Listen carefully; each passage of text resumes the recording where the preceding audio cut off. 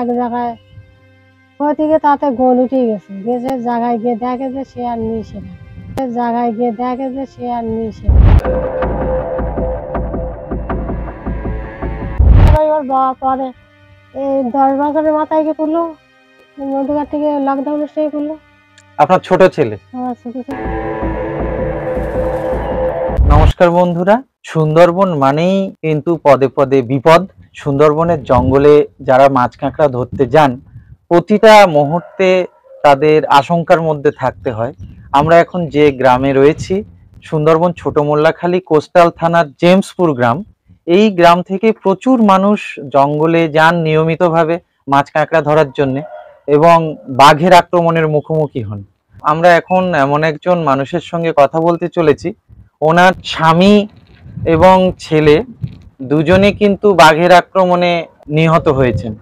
তো ওনার মুখ থেকে আমরা জেনে নেব এই ঘটনাগুলো সম্পর্কে। প্রথমে জেনে নেব আপনার নাম। রম্বা সরকার। প্রথমে আপনার স্বামীর উপরে বাঘের আক্রমণের ঘটনা ঘটে, তো সেদিনকে কি ঘটনা ঘটেছিল যদি একটু বলেন। সেদিন গেল 9 জন লোক গেছিল, 9 জন ওই নৌকোয় গিয়েছিল। গিয়ে ওই কাঁকড়া ধরতে যাচ্ছে, খালে খালে সব একজন ছিল, এবার একজন ওপর একজন এরকম ভাবে ছিল। থাকলে ওগুলো গিয়ে যারা পাশে ছিল তারা শুধু ওই শব্দটা নিয়ে ওনারা চিৎকারটা শুনলো।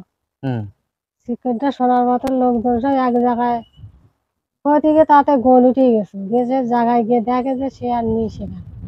মানে একজনের থেকে আরেকজন অনেক দূরত্বে ছিলেন? দূরত্ব ছিল। দুর্ঘটনা যখন ঘটেছিল উনি চিৎকার করেছিলেন? হ্যাঁ, চিৎকার করেছিল। ওই শব্দটা শুনলো, চিৎকার ছেড়ে উঠলো। তা ওই জন্য বলে ওই যারা গেছিল ওই চিৎকার ছেড়ে না আমাকে কানে এখনো বাজে। যাচ্ছে থোপা তুলতে তুলতে সেখানে আর থাকে, সেখানে জল উঠে তারা সেখানে রাস্তা থাকে। ওটা কেউ চর্চা করেনি, চর্চা যদি শুনে করতো তা আনতে হতো। রাস্তা চিহ্ন কিছু কি পেয়েছিল? গামছাটা পড়েছিল, খাতাটা পড়েছিল।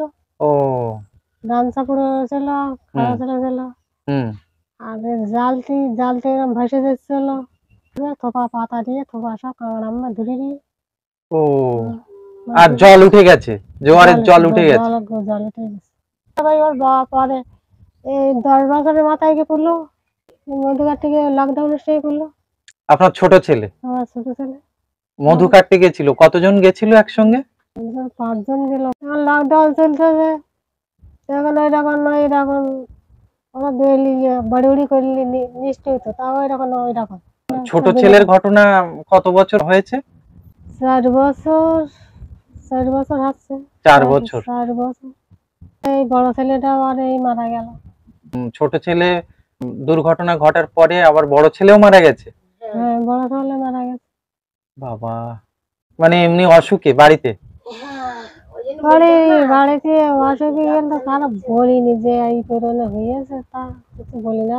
ডাক্তারের কাছে নিয়ে গেলাম, হসপিটালে নিয়ে গেল।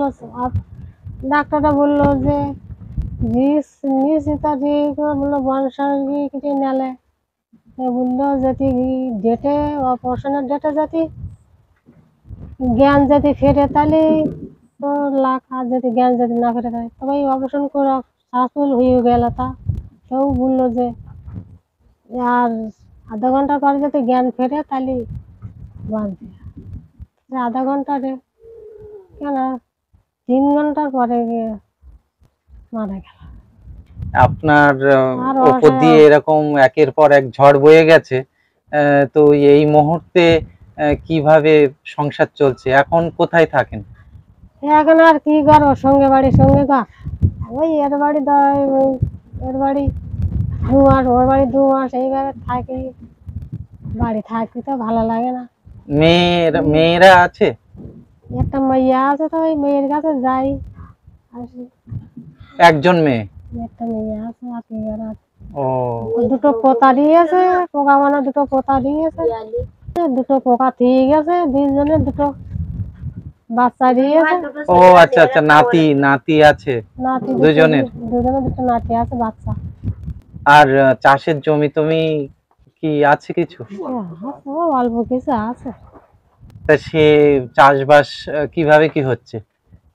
চাষবাস আর কি কত বছর সকল মিলে করে দিল, শরীর লোকেরা সকল মিলে করে দিল, ও, ফুরন দিয়ে দিয়ে নিল তারা। আর এবছর কি করে। ভিডিওটা আমরা এখানেই শেষ করছি। ভিডিওটিতে লাইক কমেন্ট অবশ্যই করবেন এবং চ্যানেলটি সাবস্ক্রাইব করবেন। সবাই ভালো থাকবেন, সুস্থ থাকবেন। নমস্কার।